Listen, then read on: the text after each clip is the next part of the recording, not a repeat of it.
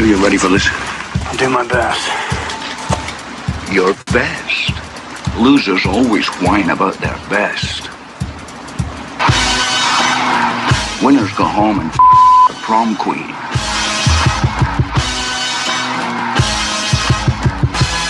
Welcome to the best soccer show. The best soccer show in the whole world.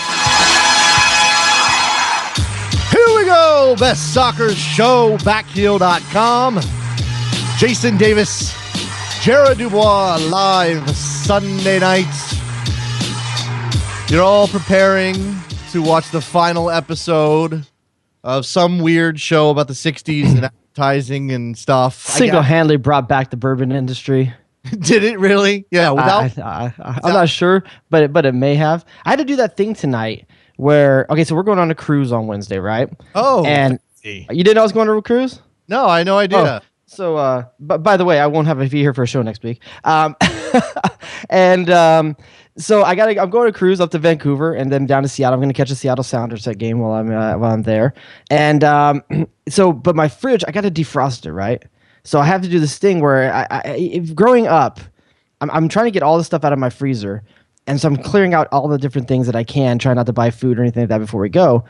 And I got to do, but I don't know if the kids understand this or they like it as much as I liked when I was a kid. I just did the breakfast for dinner thing. Okay, yeah, I love that. Yeah, wasn't that like a big deal to you when you were a kid? Yeah, I don't know why. It was dumb, but it was that opposite thing. Like as a kid, anything that didn't fit in where its normal slot was like a big deal for no reason. Like literally for no, like if you okay, I think this falls in the same category. We used to take long road trips, like car trips, like to visit family and stuff. That was the mode of transportation. One of those station wagons with the wood on the side and the rear-facing seat in the back. And my dad is the kind of guy that would get us up at 3 o'clock in the morning to get in the car and go on the trip. And you would think, okay, 3 o'clock in the morning, that's the worst. Like I would never get up at 3 o'clock in the morning now. But when you're a kid, it was like the coolest thing in the world. It's so cool. Oh, when my dad would when we'd have to go, like for example, where our family would be flying someplace on vacation, same type of thing. Like you'd be up at 2 or 3 in the morning to make a flight that was like, I don't know, 5 in the morning or something like that. And it's like, wow, this is this time of day. And I got infatuated with it. I think I loved nighttime way too much, like into my teens and 20s, because there was just this other life that was going on. Yeah, right. Trevor says it was like visiting an alien planet. It was. If you got up, especially when you live in the burbs or like, some quiet, you're not living in New York City, you're not living in the middle of downtown. You're living in a place where there is literally nobody alive at 4 o'clock, 3 o'clock in the morning. So it was like, I don't know. It was amazing. And then you get on the road and there's like 2 cars on the entire highway. Yeah, it was. Then what you have no concept of either until you get older is that only the crappiest people in the world are awake at that point. This is like true. All the people stumbling home from bars, and it's all the people robbing houses. That's what's up at night. You don't get that when you don't understand that when you're younger. You went straight from the house to the minivan / station wagon, whichever we had at the time. And then we get on the highway, and all it is truckers. Like all it is 18-wheelers. Then you're just weaving in and out of those guys. Yeah. It's a lot like that. My dad, since you brought this up, I'm completely riffing. But when we were kids, before radar detectors existed. My dad had a CB radio in our station wagon, and he'd use it Nice. What was it? What was his handle? He never used it. He just listened. Like he just listened for the truckers talking about where the Smokies were or whatever. Man, my grandpa was a truck driver, so I used to go sometimes with him on. And my name was Dirty Diapers. That was my handle on the CB. That is the most amazing. Jay Rodius. I don't remember what his was, but mine was Dirty Diapers. I remember that. Probably something a little bit more respectable than Dirty Diapers is my guess. He was a truck driver, so I don't know how respectable it was, but it was probably funny. Was this Grandpa DuBois or did he have a different name? Nah, it was my grandpa on my mom's side. Okay, all right. So it was Mom's dad. He was a truck driver. All right, we are live. It is Sunday night. The phone lines are open as always. 347-756-6276. If you want to jump in, we're going to talk MLS certainly coming up here. In just a couple of seconds, I think Jared's got some things to answer for your boy. How's that? For your boy. Geez. For you boys. Can we? Let's push that to the back. Sure. Let's start with something positive. Can we talk about how the fact that we totally mystery science theatered the MLS game on Friday night? We did. If you missed that, Rabble.tv has signed us up or asked us to do some stuff. We're very excited to partner with those guys over there. It's a cool. I know they probably have a ready explanation for this, and I really need to go talk to them about it. I don't know exactly how it's legal, but it is apparently. You can go and you can sit down and you can get online with your boys, either in person or Jared and I did it remotely, just like we do the Best Soccer Show. We synced. Is it synced? Did we decide this? Is it synced? Oh, we synced up. We synced up. Synced sounds terrible. Okay, well, no, listen. If people have any context, we were talking about how the fact, like, back in the day, our generation called like getting together, hooking up. I'm thinking now in the new generation, where you're swiping left all the time and stuff like that. Like now you gotta have a new name for it. Now it's called syncing up. You gotta sync it up, but it can't be like sunk up. It's got to be synced, but it just sounds terrible. We synced up our web streams of the game, and we had commentary going. Now we didn't stay on topic all the time. It wasn't play by play, but we had a good time. In fact, have you heard this show? I need somebody out there who listened to that show, and I know there's a good amount of people that did, to tell us what drop I said we needed to have on this show, because I can't none of us can remember. We went through a bunch of different stuff we talked about, and neither one of us, all we know is that there was a drop we said we needed. Yes. And neither of us know which one it was. Yeah, it was none of. Get to the chopper!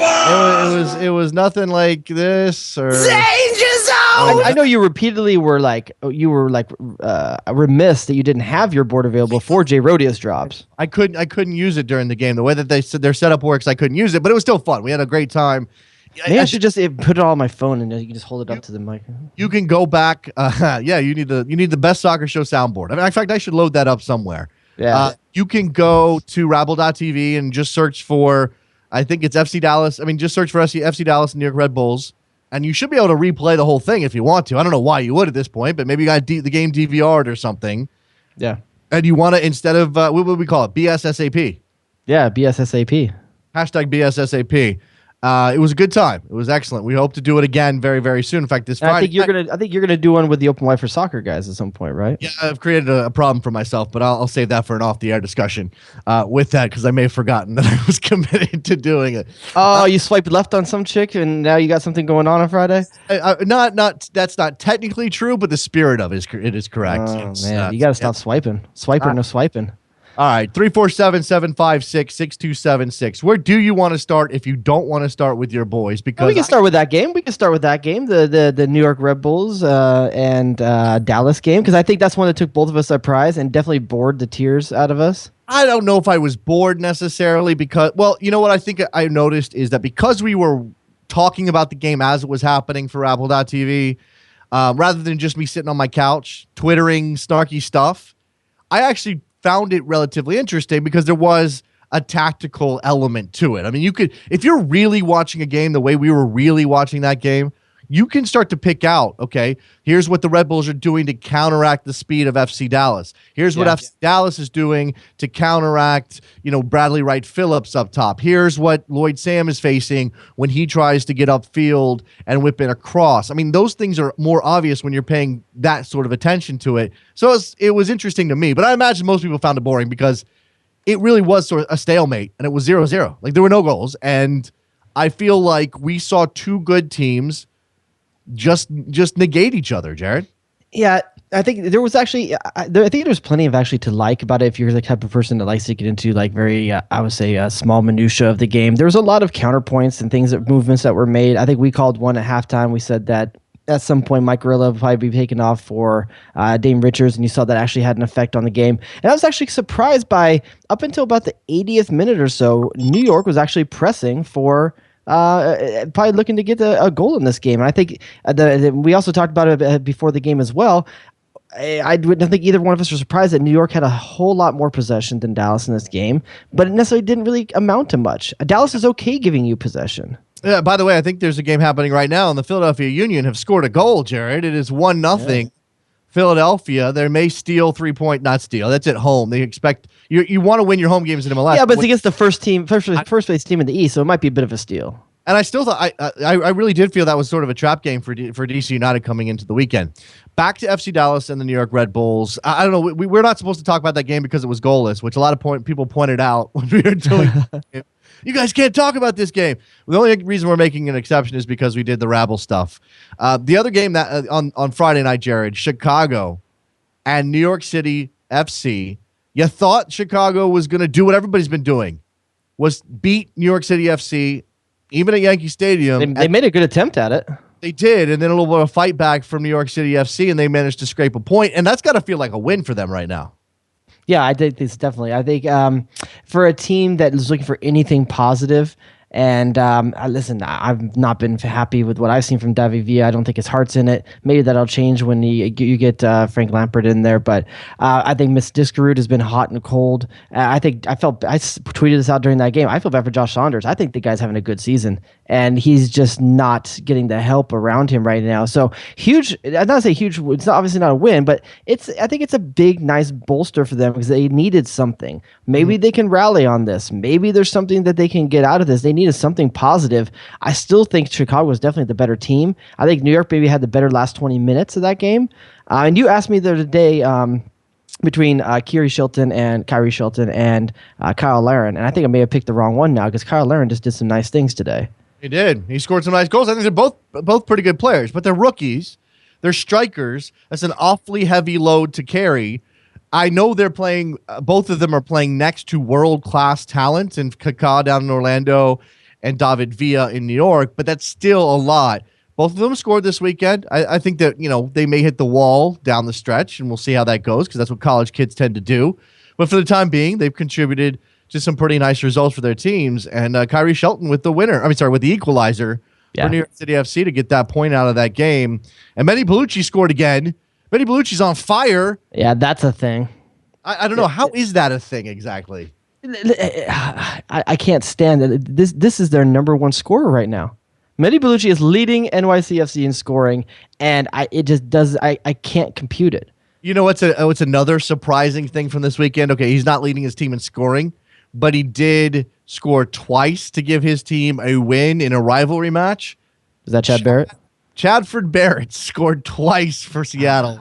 Very nice goals. I mean, I'm not talking about like rebounds or poachers goals. Those were good finishes. Did Chad Barrett learn how to finish? He's 30 years old. He finally learned how to finish? He didn't do it in LA, so he's doing it somewhere at least. I mean, I think it was on his, I can't remember if it was the first goal or the second goal. Nice cut back to the right on the defender to finish far post.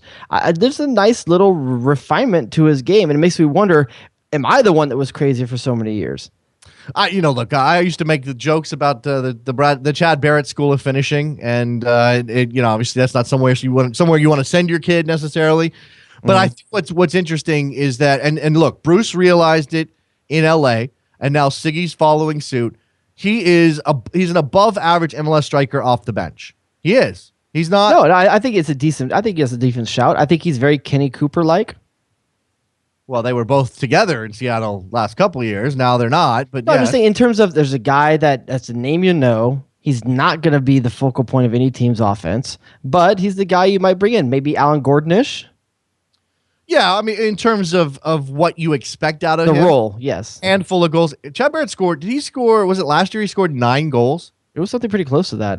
It should have been somewhere right in that range. And most of them late. Most of them guys coming in off of substitute appearances. I think that they're getting great value for their money. And it couldn't come at a better time with a lot of mystery around Obafemi Martin's status right now. And that's going to be a huge blow. I mean, we got to see what that ends up being right there because how many times have we talked about when you see Clint Dempsey and Obafemi Martin's playing, they're on an island up there together, which for most teams would not be good, just having 2-on-4, something like that. But the two of them, without even getting that third player into there from the midfield, are able to hold the ball, break down a defense, and it's okay just to have 2 guys forward. They don't have to push that third guy as much, which keeps them defensively in a lot of games.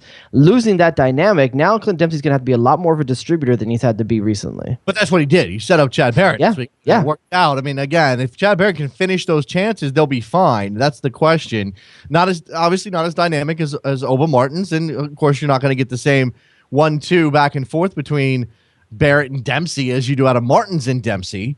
But if he can step in while Martins deals with whatever this is, and I just don't know what it is. I mean, he missed training. He had an x-ray. I don't know what that means.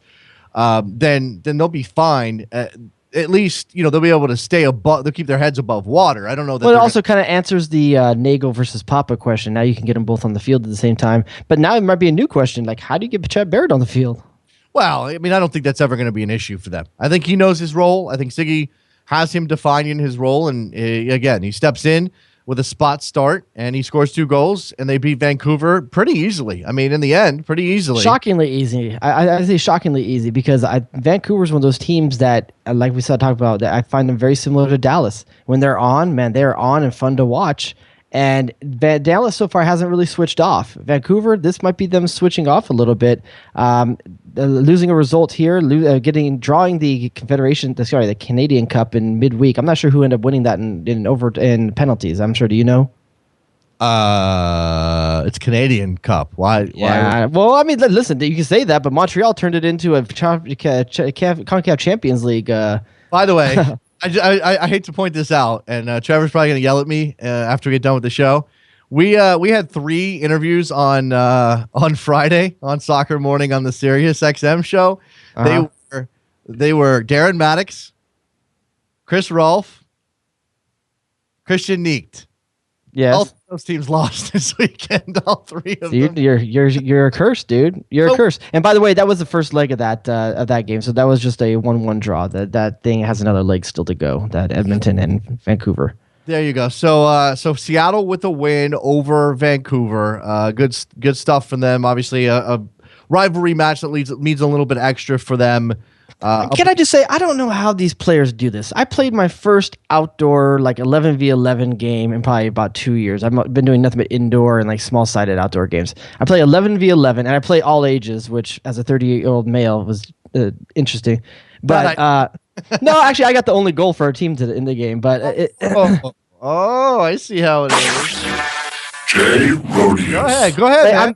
I'm playing on a turf field, and I don't really ever play on turf fields, like outdoor turf fields, and my knees are just tore up from sliding. I mean, they're burning right now. I walked into the sun later in the day, and I could feel the sun singeing the exposed flesh. I don't know how players slide on this stuff. It's a good question, and this is why a lot of guys don't like it, even if it's even if it's getting to the point where it's not the worst thing in the world, but it's still not very good. All right, let's go back to Saturday. Cover this. Is it too early to say that the window has closed on Royal Salt Lake, Jared? It depends what you mean by that. The window's closed on them doing the CCL final MLS Cup kind of thing. I mean, I don't know that the window's closed on seeing them as still a quality team in this league, but I may be staving off a complete revamp right now, and maybe that's going to hurt. They maybe need just to embrace this and just start over. That means you don't bring. That means you somehow free up the space that's in Kyle Beckerman's pocket. The money's and the money's in Javi Morales's, and definitely Saborio. I don't think they've gotten enough out of him in the last 2 years to really justify what they're paying him. And I know they're good players. I don't want to make it sound like they're not good players, but at some point you just need to decide: are we going to rebuild this? Or are we going to keep trying to tinker this back together? Ahead of the year, obviously Jeff Cassar's in his 2nd year after Jason Kreis took off for New York City. But ahead of the year, when Garth Lagerwey jumped ship to go join the Sounders, I asked people, how do you maintain that club identity when you've had the turnover at the 2 most important spots in the organization, head coach and general manager? And they all talked about, well, we got the core of players. We're still the same. I don't know if that has anything to do with it or not. I don't know if Lagerwey leaving really explains anything. But what I do know is that they do not have that flair anymore. They are not RSL 3 years ago. They are, I mean, we used to slobber over RSL on this show. We used to have. Yeah, absolutely. Full-on ragers for RSL on the show because they were the exception to the MLS rule. They were doing stuff nobody else was doing, and they were doing it well, and they were winning games, and they were proving that you could win games without having to be. Now, look, they made the MLS Cup final in 2013. That's not that long ago, and yet you still feel as if this is the window. You go to Montreal, you lose 4-1. Montreal hadn't won a game in the league yet. I mean, that's not what an RSL team does. They may lose that game, but they're in it. They fight. They obviously pass the ball around you. I mean, I don't think they have the horses to compete right now. And I think that they got to kind of start this thing over again. I kind of feel about them like I feel about there's a LA punk band, the Vandals. I don't know if you know who the Vandals are, big in the 80s, still playing to this day. But I feel they're like the Vandals. There's like all these members of the band are gone, and there's a band still playing under the name Vandals. And I think there's maybe one guy left from the original band, but there's still someone's out there still trying to make money off this, and it just doesn't feel the same as it once did. Well, I mean, look, okay, so obviously you had Wingert and Grabavoy leave in the expansion draft. You left them open, partly because they're getting a little bit older, but and their salaries a bit higher than some guys. Right now, Sebastian Velasquez as well. Right now, Javier Morales is hurt. He's dealing with the concussion stuff. I don't want him rushed back just for his health. They got James Nalave back, but he's not the same guy. But they lost Nat Borchers. I mean, that's a loss between the two of those, getting what you got back and what you lose. I'm looking at their lineup they put out against Montreal. It's Devin Sandoval, who scored a nice goal, but Devin Sandoval starts up top with Sabarillo. Mulholland, Gill, and Allen in the midfield. And as much as I like Jordan Allen, he's still young. Luis Gill has yet to put it over the top in that sense. Mulholland's a worker. Kyle Beckerman at the back, obviously, is the metronome guy. DeMar Phillips, Elias Vasquez, Olave, and Beltran. So you're really carrying over just... It's like you're watching the LA Galaxy. Both these teams give up 4 goals this weekend, and very similar things are going on with these two teams right now. You're having to play a whole bunch of kids and guys out of position because your biggest role players aren't there yet for any number of reasons. Javier Morales is not doing well. He's got a concussion, can't play. You're having to play a lot of these different little players. And granted, RSL let a couple guys go, and that's why they're in this position. But you're seeing in this league, it only takes a couple guys, key people not being there, before you really drop off in talent level. And it's kind of different for LA because you have so much money in a couple players where RSL isn't quite the same, but theirs was so dependent on the style of play being intact game to game. And for a long time, they could switch a number of players and play that style no matter what. And I think you're seeing a watershed point now right now where they've lost too many components that it's too much change too quickly now. They used to pride themselves and they could lose any guy in a lineup and still play. But what happens when you lose 6? Yeah, and there's the matter of Cassar tinkering with the formation. I don't know how much that has to do with it. You obviously want Beckerman in that spot to be the 6 and do the work, but he's going to be it's not like Kyle Beckerman's not aging. He is aging. I'm not saying he's playing a role. He's playing a part of the field though where you can age gracefully though, which is good. Yeah, he doesn't have to cover quite as much ground. But he used to be, remember at the height, remember how Kyle Beckerman, even though he was at that stable 6, and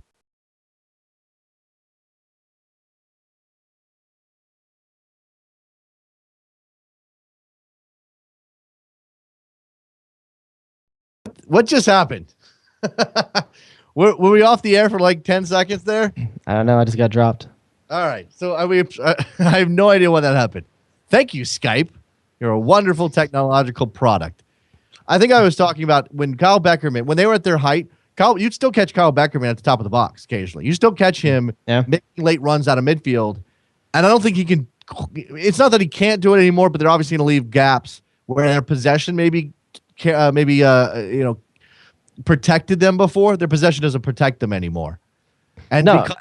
I know. I think you're right. They're having a little bit. Listen, in Mulholland and Gill, you have 2 guys that can possess the ball, but they're not going to penetrate the defense with their passing the way Javier Morales is. And they're not. And while they're both comfortable on the ball, they're still not nearly the same comfort level as Javier Morales, where he has that nice sense of pressure, where he knows which way to turn out of a situation. He knows when the pressure's coming. It's almost second nature the way that he acts. So it's no secret. Mulholland, Gill, and Allen are not going to be the same options as you would have if you had Grabavoy, Morales, and choose whoever you want your other midfielder to be. Can I stop you here? I don't know what your shirt says. Stop something. I'm stopping you right now as we are going to break into this MLS weekend coverage, and we'll get back to it to talk about LAFC because I'm currently looking at a stadium rendering that is just damn sexy right now. Is it put up by Kevin Baxter?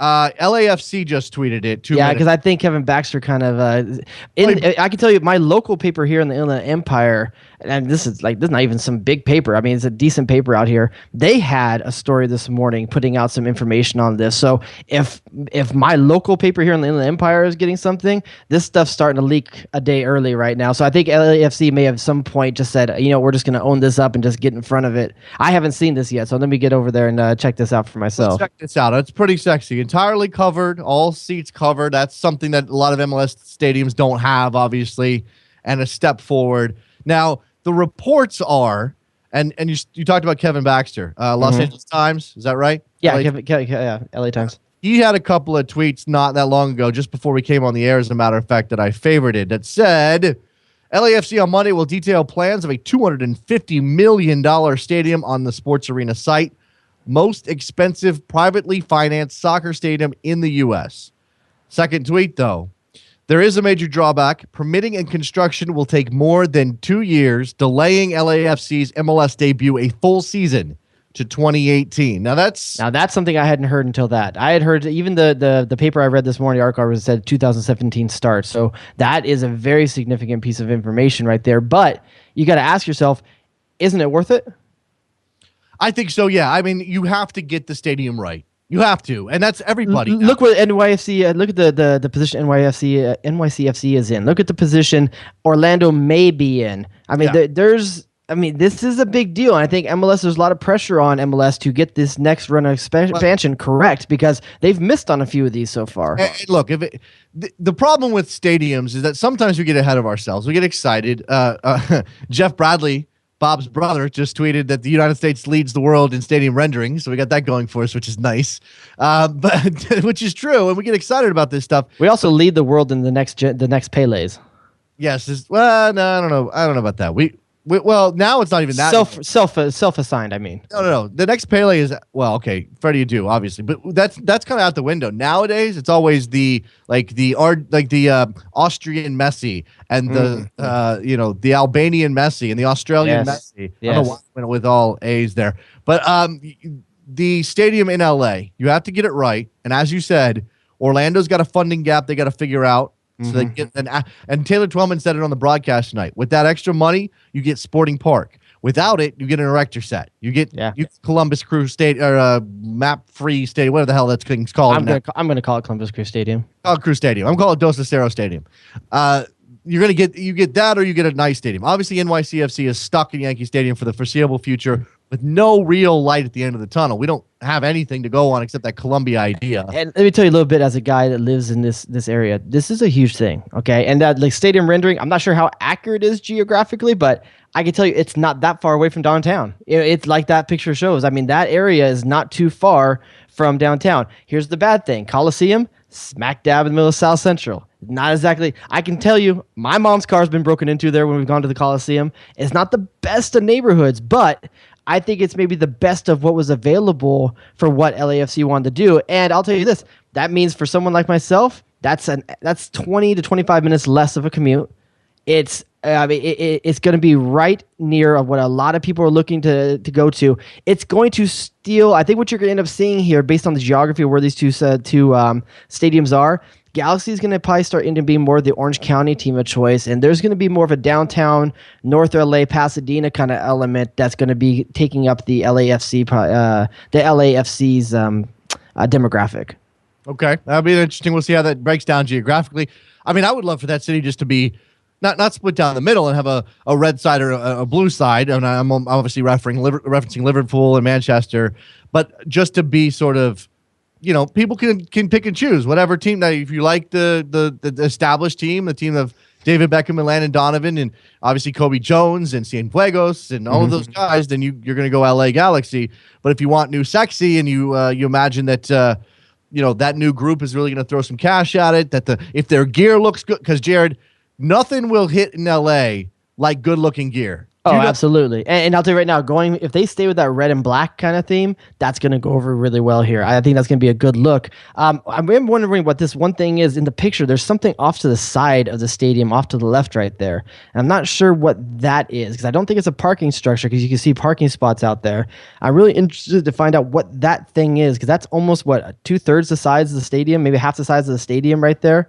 I'm not sure what that is off to the side right there. Yeah, we'll have to read up. Maybe a home for the Hall of Fame. Who knows? Possibly. 22,000 seat stadium is the plan. So we'll see how that goes. Look at K Baxter 11 is the guy to follow on Twitter for all of this stuff. And I'll tell you this, it's sexy. It looks really nice. It's absolutely sexy. But I don't think there's a pool, which I think that was promised to us at some point. Maybe having like kind of a pool inside the stadium. Yeah, I think that was a rejected design. It's unfortunate. I don't know what that just looks like some sort of ingress, like some sort of entry point into the stadium. But maybe it's just big though. It is sort of oddly. It's got an appendage. And maybe it's offices. It could be offices because like Home Depot Center has this velodrome and stuff like that. So it has all its offices in this. It could just be the executive offices for LAFC. It could be. It could be something to do with that. Certainly, they'll need somewhere to set up shop down in LA. All right, let's get back to the MLS action. I'm not sure where we were. We'll turn away from RSL losing 4-1 to Montreal. Actually, some thoughts on Montreal. Again, a team that went to the Champions League final on the back of a defend and counter kind of attitude. What did you see out of them in this game or in terms of the highlights anyway that maybe gives you some hope they can actually put together something? Or do you think they're done and this is just going to be a sort of play it out season? I don't know. It's really tough to tell at this point because I think they've played, 5 games this season at this point. It's something in that neighborhood. And you really, more than any other team, you ask yourself, this is maybe the most kind of bipolar, schizophrenic kind of like the team that's out there right now, in that you see this Champions League run team and then you see what they're doing in MLS, and they've been very disparate from each other, even if you look over the last season. And you ask yourself, are they struggling in MLS this early in the season because their focus is distracted? Or is it that they're just able to just generate all... I know a guy, and he's a smart guy, but it takes every bit of who he is every day to show up to work and work. Just because he's a distracted type of guy, as soon as he gets out, it's just like, I can't do anything else with the rest of my day. So it takes everything he has to focus for those 8 hours every day. Yeah. But I don't know if Montreal is kind of like that, where they can't do more than one thing. But if they can focus now in the regular season and get results similar in style of play, similar to what they did in the Champions League, they're going to be a tough team to play against. I don't know if they're going to be like a good team, but what you saw in CCL was a team that was not afraid to get in the tackle, not afraid to come down to whatever level it was going to take to get a result. That's going to play tough. So if they can do that, then they're going to be in a lot of games. And I'm telling you, they got some talent in that team too. I mean, that's maybe their back line is a little bit of an issue, at least outside of the center back positions. You got Sumari and Simon. You got Rio Coker starting at right back in this game. I'm not sure I didn't like it. That final was so atrocious there. No, but look at this front six. Donadell, okay, make of him what you want. Callum Malice, who we both have started to come very well season. Andres Romero, who scored twice in this game, if I'm not mistaken. Yes, he did. Ignacio Piatti. We know exactly what Ignacio Piatti can do. Fantastic. Dilly Duca, who is starting to take that next step. Got a goal in this game as well. Dominic Oduro may be Chad Barrett. Say what you want, but one other thing our Dominic Oduro will do, he'll stretch a team. Absolutely. He'll stretch a team. And if you have a guy like Piatti, and even I would say even Donadell to a certain extent, that can pick out a player, I mean, that's what Dominic Oduro, I think, always has missed a little bit wherever he's been. I would say that one of the only exceptions, I think he overlapped a little bit of the crew while Higuain was there, if I remember correctly. Yeah, he did. Yeah, he overlapped a little bit right there. So that may be the only other time he's had a playmaker at the right level to really shine on what he can do. And listen, I'm still not convinced he can finish consistently in this league, but he can stretch a defense. And if he can stretch a defense, now Piatti has more space to play. And when you can get that gets really interesting then. Because, I mean, Piatti he's a very fun player to watch. I mean, he's just elegant on the ball. Yeah. You know, Domoduro, he may not score, but he will scare the out of you. He will scare the crap out of you. Yeah, he's too busy figuring out what his next endorsement deal is. I just missed a phone call. If you hung up, sorry about that. Call back. I did answer it, but you just decided. Is there a place in the starting lineup for Jack McInerney? It's a good question. I mean, you'd have to play two strikers if you still want that speed up top. You're not playing back by himself. which means you're dropping a body in the midfield. Yeah. And I don't know. You think you could play one holder in this team and get away with it? I don't know about that. Yeah, I think that part of that might be like you're making up for maybe you don't trust your back line a little bit. And I think that when you and I look at this team, that's the place we have questions, especially if you're starting like a Nigel Reo-Coker back there. And Nigel Reo-Coker, I don't mean to harp on him. He had a great CCL run in midfield. So it's kind of like having to play him at right back now is causing a bit of a stir in that back four. And I think that's one of the reasons why you see two holders in front of him just to kind of protect that back line more. 347-756-6276 if you want to jump in on these MLS topics that we be talking about this evening. Jared, did you see Philadelphia just beat DC United? I mentioned that earlier because that was happening. Mm-hmm. Big win for Philly. They had to get something. They needed some sort of momentum. They've been feeling very down. They're the Charlie Brown, the sad Charlie Brown of MLS. They just are. You know what I'm talking about? I got you. Yeah. They did. The fans executed a protest tonight. Now, I think it's interesting it comes with a win attached to it, but they held a Sakevich out protest. They had if you're a fan and you're doing a Sakevich like protest and trying to get him out, does it make you mad that your team won tonight? I think it's got to be a little bit. It's got to be like a little bit of a double-edged sword, right? Like we're making a statement. We've got a coffin. We've painted on it, Nick Sakevich, killer of teams, kind of thing. By the way, funny. Very funny. He's like, you know what? Nick Sakevich, Team Slayer. Can I say that? Is that fair? Team Slayer, yeah, like the King Slayer. Yeah, absolutely, like King Slayer. Yeah. If you do that and you're putting all your effort into that, and you've got the banners and everything else, I'm gonna take a different nerd reference on this. I'm gonna call him. He's very similar to Rogue in the X-Men. She wants to touch. She wants to love. Every time she touches something, it like kills it. Okay, I see what you're saying. I understand the concept. For the nerds out there, they'll get me. Okay, well, I mean, we all have our. Not all of us were having fun and on Friday nights in our high school years. Some of us were at home reading comic books and watching Star Trek Next Generation. Oh, is that how it goes? Damn, dog, that's an approach. All right, 347-756-6276. I think you're right. I think it takes a little bit out of it, and yet they still have a point, and yet they're still a good team overall. And yet they're probably still not making the playoffs. No. It's a sad little misdirection right now. I still don't think that over the long haul. It's a great result. And I'm not even sure that I think Jim Curtin is still liked by the fans. I think that this isn't really directed at him so much. I think it's just the fact they see a team that's consistently not doing anything in the transfer market, not producing enough homegrown talent, and is just not living up to the momentum they started this team with. I think very similar to what we talked about RSL. Is Sebastian Letou still the guy? Is he really still the guy? Or do you just need to kind of start over a bit? What's Maurice Adu's real position? I don't know. Is he a center back or is he a midfielder? There's a lot of this type of stuff going on with this team, and I think the fans are right to be at least disappointed, if not angry. Absolutely. In terms of construction. I mean, I love me some Brian Carroll, but he's still starting for this team. I mean, he wasn't all the whole season long, but I love me some Brian Carroll. But come on, I mean, it's just, is he really the guy you want starting in your team at this point? Is Connor Casey the guy you want starting in your team at this point? Old man game? Hey, 310. I'll get to you in just a second. Hold on. Don't go anywhere. I got to pick your poison for you, Mr. Dubois. Do it. All right. Hold on. I just clicked something. That's the wrong way. Bigger Easy. surprise still starting for an MLS team at this point in their careers. Brian Carroll or Davey Arnaud?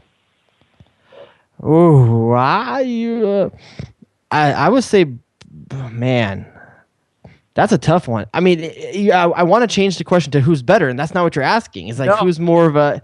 No, they're both starting. Well, Brian Carroll's not a... I'm going to say this. I'm going to say Davey Arnaud, and here's why. Because Davey Arnaud has never been much more than he is right now, and Brian Carroll's won championships with teams. It doesn't change the fact that he has a pedigree of being a winner. I think that's more happenstance than anything. I mean, he was a contributor. That is not fair to him. Okay, fair. Okay. It wasn't like he was getting 10 minutes at the ends of these games. Go to the phone call. 310, you're on the air. Good morning, gentlemen. Good morning. It's been a while. What are you talking about morning? Is this Dan? I don't know. I'm going crazy here. Okay, Dan, lay off the drugs, man. I was watching I got the USA game on television. It looks like it's sold out. It does. That's I just saw footage of it. It looks really good. Apparently, a very pro USA crowd in attendance. Very good. Go ahead. Yeah, that's amazing. See how this is Los Angeles. But that's not what it's called about. Did either of you guys watch any of the Atlas Guadalajara game? No, but this is a show about American soccer, so that would make sense why that we didn't watch that game. I heard it was good though. Well, one of them might end up playing in the Champions League. They had 50 people pitch invasion. Yes, we did hear. I did hear about the pitch invasion. We also heard some troubling news, which Jared, I don't know that we can talk a lot about, but I did hear. If it's being reported, I think we can. We just got to be careful about it. I just mean that we're not going to be able to give our opinions because we don't know what happened. But apparently, Cubo Torres is being investigated for an alleged sexual assault, which it's more than about Chivas. It's about Houston. How does Houston feel about that right now? No. They're not too happy. No, probably not. That's a cash cow. And that's if you're Houston. I mean, this guy's supposed to be coming back in the next week or so, or not week. I'm sorry, next month or so. There's been rumors about when his actual date coming back is, but this is a PR battle. They're gonna have to try to. And granted, hopefully, none of this is true. I mean, I don't know what to say about it, but all I can say is that this is the last thing you want to see from a guy that's on the up. Everything about his career has been taking one step forward, and proving himself at the next level. Now he's getting minutes with the Mexican national team. Now he's getting to be a focal point of the main Chivas brand. He's supposed to be coming back to Houston as their guy. And this is the last thing he needs at this point. Yep. You got anything else, Dan? Yeah, one thing. Gooch and Zach Whitbread are both out of contract at the end of the season. Do you think they may get picked up by somebody in MLS? Yes. Everyone gets a last round in MLS. I don't know that he's worth it, but everyone gets their last trip around the park. I would say, thanks for the call, Dan. I would say don't give Gooch a lot of money. I mean, I hate to say that. I want Gooch to get as much money as Gooch can get, but at this point in his career, he's in MLS terms in that market. Considering his injury history, probably not worth a ton of money. What's a good number? I mean, this is so just unseemly and whatever. But what number would you put on Gooch? 150, 175. Yeah, I don't know if that's enough for him. And maybe not. I'm sure Gooch is going to want to come to DC. And you know what? If Gooch, and they've got a Kofi Apari playing right now because of an injury to Birnbaum, and and Kofi's looking good too. Got him a goal. Don't get me started on Kofi Apari because. Can we talk LA for 1 second? I got my man Dan on the line. Okay, LA has been burned by its fixation of a lust for Sasha Kljestan for a year now. Mid-year, you give up Kofi Apari to try to be in the hunt, and you get C-blocked by Bedford to get Kljestan at that point. Okay, then in the offseason, you give up Marcelo Sarvas, sexy Brazilian blood going through him. And you see only now how big that loss is and taking away Juninho's dynamic duo partner right there in the middle of the field. And so you could get Kljestan again. And you get C-blocked again, and you end up like now trying to get, okay, we're going to get Leggett, we're going to get Vernon, and all these guys are just makeup players for the fact you couldn't deliver on Sasha Kljestan the first time around. And I hate that now the Galaxy is in this position and gave up good talent. Kofi Apari is playing fantastic for DC right now. I mean, we all know what quality Marcelo Sarvas is, and I just understand the fixation on getting that one okay, average, decent player into the lineup. That's me just venting. I'm done. Damn, dog. Inappropriate. LA Galaxy right now are. I know you guys have like a bike culture out there. I had a BMX, whatever, when I was a kid. Like I had a like bicycle culture. Yeah. You guys got a bike culture. We have a car culture. No, I know you have a car culture, but I mean, like you guys, like you have transferred that, and there are parts of LA where like scraper bikes, maybe. Like, well, okay, whatever, but. LA right now is a bike with a busted chain. Like it still goes, like it's still you can still ride it, but it's got that one spot on the chain. No, it's like this. We got a busted chain, and the guy's telling us the parts are on order. Yeah, it's LA is just out of whack right now. And let's talk about today's game because the LA Galaxy get absolutely waxed by Orlando City. Now there are some built-in excuses here. Number one, Robbie Keane's still not healthy. Okay. Number two, Omar Gonzalez does not. He is a scratch. He does not play. Supposedly, that was just a rotation of keeping people fresh for fitness. Adam Serrano said something about a knee injury on Twitter. Okay, I don't know. I don't know. We got to go find out now. Okay. But you obviously, there's obviously some issues with LA's balance. You mentioned Sarvis many times. This is if the LA Galaxy do not succeed to their usual level in 2015, we will forever, and this includes when Gerard gets here, because Gerard's going to have to take some time to get settled in. We are going to call this the year of Marcelo Sarvis. It's going to be, he's going to he dominates discussion. It is May 17th, and we haven't stopped talking about Marcelo Sarvis. And last time I checked, he's at Colorado Rapid. Yeah, and I mean, not only that, but he hasn't played a couple of games recently just because of fitness. But it doesn't change the fact that there's such a good thing going here. And I get it. And we just talked about RSL. Sometimes you got to rebuild on the fly. And LA chose this year to rebuild on the fly. They're doing what some other teams maybe just should do and aren't. The problem with LA is that you don't get to have rebuild seasons. You don't get to take a season off and get this right. The attachment to winning and the expectation of winning is always there. And if you want to get my more in-depth version of the talk on this and thoughts on this, you can check out Corner of the Galaxy here on Back Heel, where Josh and I talk about this in depth. But I'm the guy that's I'm not that worried. I don't like the results, but I'm not mad and I'm not worried because I don't expect anything else of the team that's on the field today. When you got 3 kids under 20, averaging age of 21, running your offense, you're missing Marcelo Sarvis. You don't have any more. You're not starting any DPs, and you got Baju Husidic playing left back. Come on. I mean, do you really expect not to? Do you expect to to put your stamp on these games and dominate these games? You're not going to, and that's the problem when you build teams the way LA does. You take the big money players and you get the role players around them. What happens when the big money players are there? The role players are left to now be the guy, and none of them know how to be the guy. None of them know how to take a game on its back and dominate it. This is just such a wacky lineup today. It's just such a wacky lineup. Jameson and Maganto starting up top together. At least this is for the graphic over here. Yeah. Zardes, Verdin, Juninho, and Ishizaki across a flat 4 in the midfield. Husidic, Leonardo, Meyer, who had a nightmare. Yeah, and I'm usually a Tommy Meyer guy, and that was a rough one today for him. And AJ De La Garza at right back, which is his third best position. And I mean both center back positions ahead of being a right back.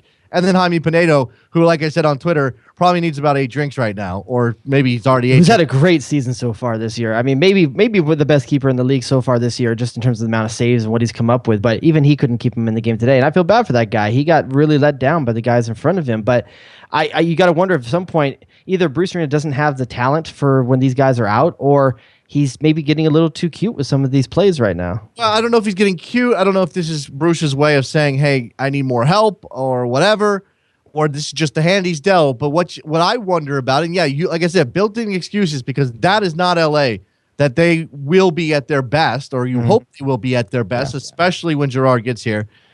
But at the same time, you have to wonder if these results start to pile up, and next thing you know, it's friggin' October, and we're like, oh my God. But it's MLS, Jason. It doesn't matter. It doesn't matter, because we let so many teams into the playoffs. You can be in any position, and LA's going to make the playoffs. They've only missed one time in 20 years. They've missed one time. All right, tell me if this is impossible then, okay? Go. You've got FC Dallas and Vancouver. FC Dallas is in the lead in the conference right now. Yep. Vancouver, Seattle, San Jose, a bit of a surprise, a 2-0 win over the Crew SC this weekend, although that was helped by new stadium bump. Oh yeah, the red card. Yeah, being a man up in that game, but hey, they got it done.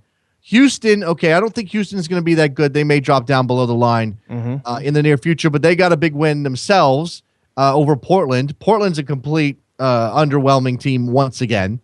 RSL and the Galaxy both on 14 points, and then Colorado bringing up the rear. All right, Colorado's going to be bad. Let's just put them to the side. Houston may be a bubble team. I think that's fair, right? Let's give them they'll be right in that range. All right. RSL, they could still figure it out. They get Plata back. They figure out the balance in that midfield. They have Nick Raimondo. He'll keep them in games. They're at least a bubble team, if not, hey, I still think they'll make the playoffs type of team. Because we can't just throw away their history because it's struggling right now. So that means FC Dallas, Vancouver, not going anywhere. Seattle, not going anywhere.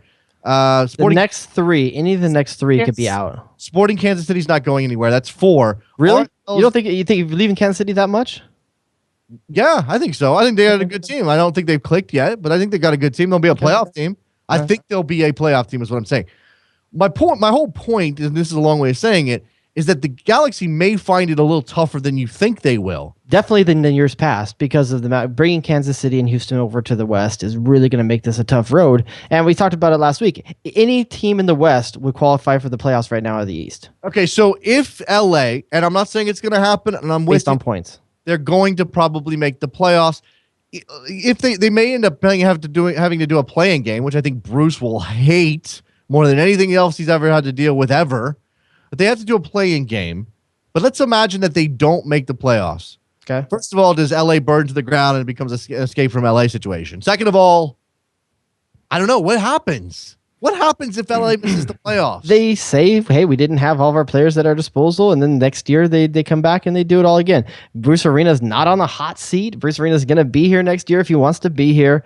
Ziggy Schmidt can miss MLS Cup for 5 straight years. I mean, Bruce Arena can miss the playoffs one time. Yeah, I know. It's fair. I know. I'm just saying it'd be amazing. It would be fascinating to see it happen. And MLS has done a very poor job of keeping these conferences balanced. I mean, it's not even close. Well, I mean, they want it geographically balanced. They don't want it necessarily strength of play balanced. Although, I don't know. I mean, I don't know how much they're saving on travel, not money-wise, but in terms of mileage on these teams by having the conferences like this. No, it's the right thing to do. Eventually, we're going to see a league that's so big, they're going to have to figure out another way to do it, but we'll find out. By the way, back to LAFC. Why have they not taken up the suggestion that they just go with LA Riot and get it over with? Same colors. I mean, seriously. There may be a property version of issue there, like a trademark issue. We're right till we die. We're born to fight. We go all night. We're right till we die. Come on, you can't. By the way, the sultry sounds of JD and the Rod are making the airwaves somewhere, because you and I each got a royalty check, and that royalty life. Oh my God, I didn't realize the royalty life was like that. I picked the wrong industry. Well, we did get banged up by taxes on that piece. Oh yeah, we did. Yeah, we got real banged up on taxes. Wait, am I paying for a guild or something of some kind? Like, apparently we're AFTRA members. I don't know. Like, I have no idea. No, we did that Taft Hartley thing, so like we're not official. But I gotta say, listen, I get it. Like, I always wondered, like, these guys. I know guys that are. Listen, I live in LA, so I know guys that are actors, quote unquote. And I always like, how do they live? Oh my God! All you gotta do is get a couple of things and get royalties, and listen, you can make rent. Yeah, but it's got to run. I mean, that's the issue. It's got to run. And I think over time you get less and less, right? Now, I want to know, man, if we had just been returning characters, come on. Okay, first of all, I know Gabriel Luna has moved on. He's got a show that's just been picked up by ABC because I follow Twitter. But how can we get the Matador movie made, and how can we get ourselves in the Matador movie? Because that's, I think, where how we get it made, how we get ourselves in the movie is by getting we start the swelling of support for the movie. Yes. That is undeniable where it started. Yes, hashtag Matador movie, but we got to attach ourselves to it. How do we do that? It's got to be like man, I don't know. I think you start with Matador movie, and then if we're the first ones to tweet it, then anyone who tracks back that hashtag knows it started here. Man, once it gets big enough, we're going to lose it. We're going to lose the control of it. It's going to be out of our hands. Somebody else is going to take advantage of it. It won't now. I know that you and I know that the dudes behind Matador, they recognize, they understand. That's why we were in the show in the first place, is because they stand the power that is the best soccer. And all Matador, when hot dogs meet donuts. It's not even really Playing hot dogs and donuts with 2 fangirls in the locker room. It's not even really about you and me, though. It's about our listeners. I mean, without that, if you think of what that show got away with just being on cable TV, imagine what they could do with an R-rated movie. And you don't have. I'm not talking theatrical release. I'm talking VOD. I'm talking iTunes. I'm talking Netflix. How is this not being picked up by Netflix? Yeah, that's a good call. Netflix picks up worse stuff than this. This has a life on Netflix, and damn it, I'm gonna have to Amazon, something like that. It was good enough, but I think the budget's what was the problem was. Trevor, get out the Rolodex. Who do we know in Hollywood? Get Hollywood on the line. Get the president of Hollywood on the phone. Can someone get Kyle Martino on the line?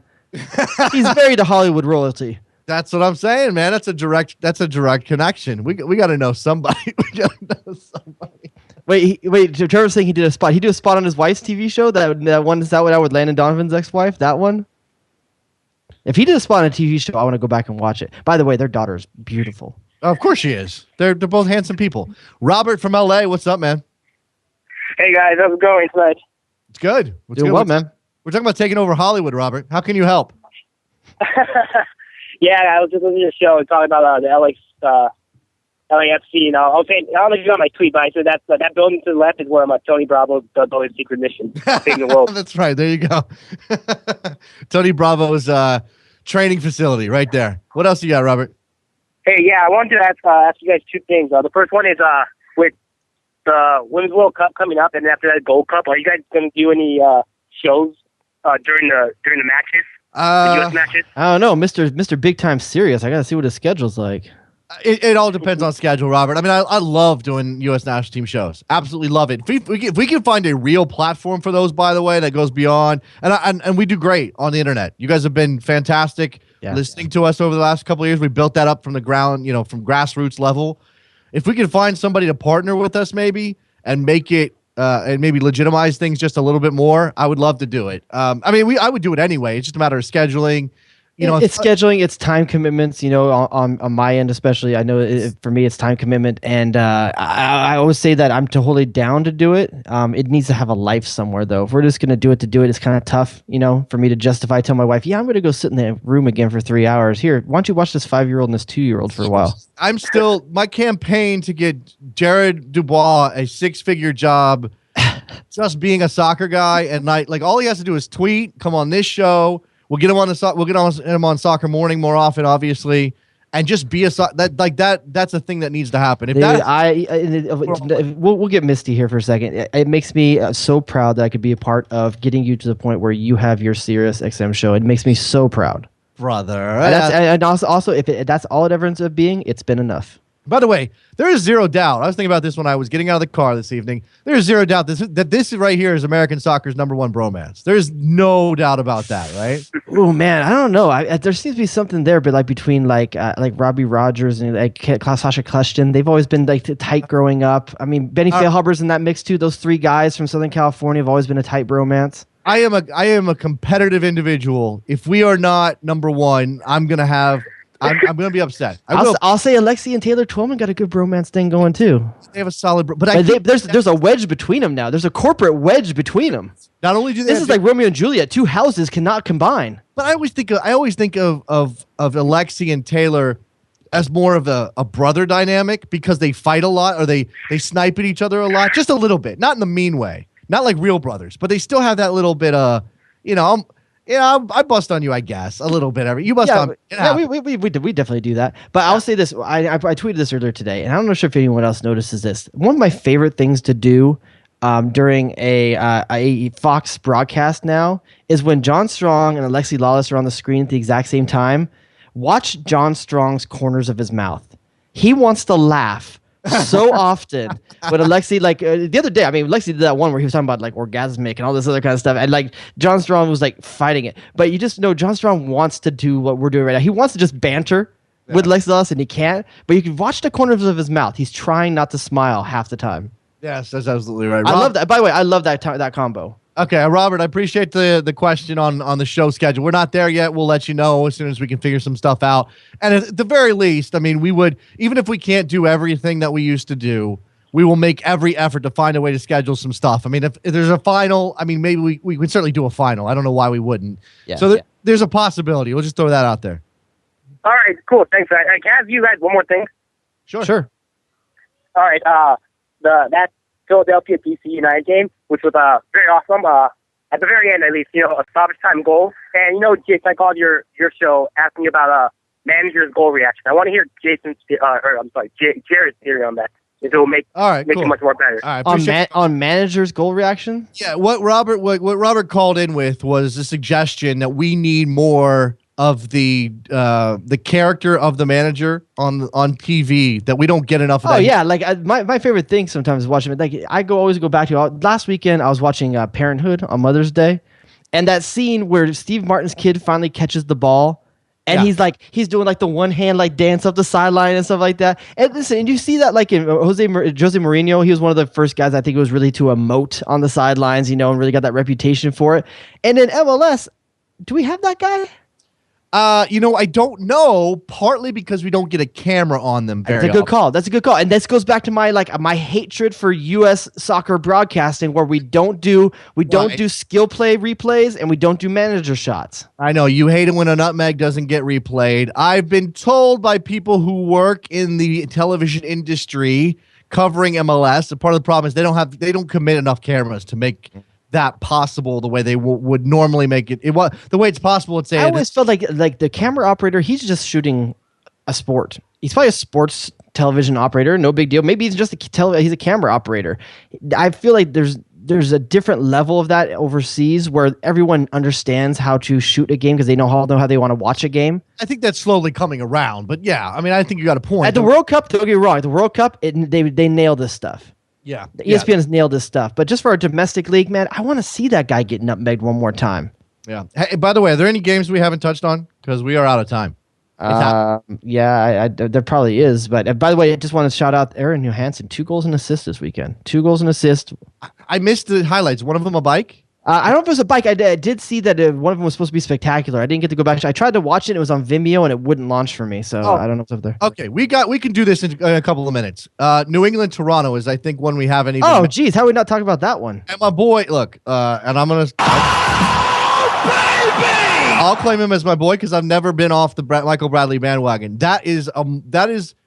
I love that run. But you know what, dude? He had haters. There were some haters that saw a number of tweets about Scott Caldwell's the new Michael Bradley. He's playing better than Michael Bradley. Then Michael Bradley goes on a tear down the middle and says, "Oh yeah, eat this, Scott Caldwell," and finishes far post on him. Eat it, yeah. And what I loved about that run is that it was entirely determination. I mean, there's some skill involved. That's Michael Bradley saying enough of this crap. Yeah. You guys can't do this. I'm gonna take it over. It reminds me of that scene in Tombstone where Kurt Russell just decides no, and he starts walking across the river with a shotgun. No, and blowing fools away because he's like, hey, I'm not gonna take failure for an option. I will not skin that smoke wagon and see what happens. I will not be denied. Yes.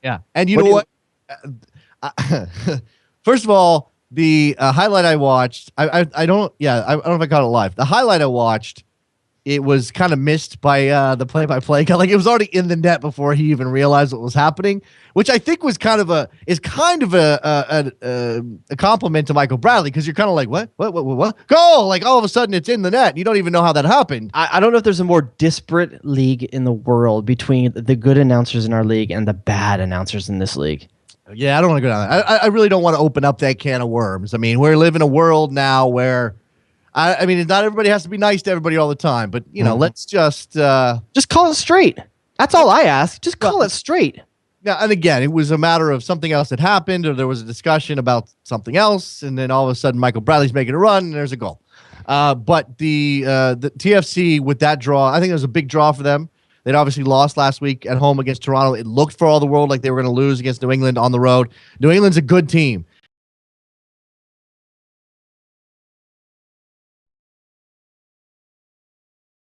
Josie Altidore with an injury comes off. That bears some watching. Hearing some things about, I think Vanny was saying that he feels it's going to be a minor hamstring injury. Josie knows that injury, and he's saying that it's going to be kind of minor, but I haven't seen an official diagnosis on it. My flashback to 2014. Yeah. And my man Same thing I thought of. So, that's why don't you flash back a little bit further in 2014 and tell me how legit Charlie Davies 9 is for the national team? I had this discussion on the radio. I think he deserves probably a look because there's not a lot of guys who can do what he does. Gold Cup's coming up. Is that a good opportunity for him? I don't know. He's in the Gold Cup team. I mean, you've had no run up. You have no. So you got Aaron Johansson, Josie Altidore, Gyasi Zardes. Is that 3 going to be enough? Is Wando going to... Who would you rather have? Here's your pick your poison. Who's that 4th striker on the U.S. national team? Is it Wondolowski or is it... CD9? For the change of pace, I guess I would take CD9 over Wando. I just don't think it's going to happen. So there's a couple of different elements there. I would take Charlie Davies. Go on the record with this then. Will Lee Win be on that roster? I'm going to say no. Will Benny Feilhaber be on that roster? No. That is criminal. I know. I have to go build my 23 and see what I get, but I don't think either one of those guys. Lee Win might get a look. Lee, maybe there's room for Lee Win. Hopefully he gets on the field because that's always been his issue. He gets in the team, never gets on the field, or gets 10 minutes, 5 minutes, 3 minutes. And is Kyle Beckerman in that team? Probably, yeah. Okay. All right. Cool. I mean, we there while Klinsmann baffles us on a regular basis, there are some things we know. One of the things we know is he loves Kyle Beckerman. Is Matt Hedges in that team? No. Okay. No. And we'll see what Omar's thing is, whether that's an injury or just being rotated out. And I mean, you still got some time to the Gold Cup. I'm just saying that. There's some things. All right, we are officially out of time. We've gone overtime. Thank you very much for listening. Follow us on Twitter at Best Soccer Show. By the way, let's do this now. # Matador movie. I don't know why we aren't doing it. Look, whether or not they have any intention of making it doesn't matter. Show the power of the Best Soccer Show. You need to complete that arc of why am I blanking on Alfred Molina's character alone? I need to know what's going on there. Yeah, he's Tony Bravo's dad. Why am I blanking on his name? Right. Someone seems to think you have talent. But unfortunately, this is Los Angeles. I need more than talent. I need stars. I love it. Los Angeles. All right. We are done. Anything else that we need to tell the people? No show next week. I'll be in Canada. You know what? I guess the Rabble show makes up. I guess. I don't know. You're a terrible person. Yeah, I'll be up to my chin in poutines. Terrible person. All right, we'll talk to you guys 2 weeks from today. Bye.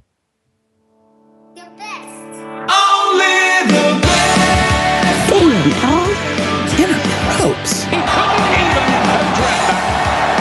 Get to the chopper! Danger zone!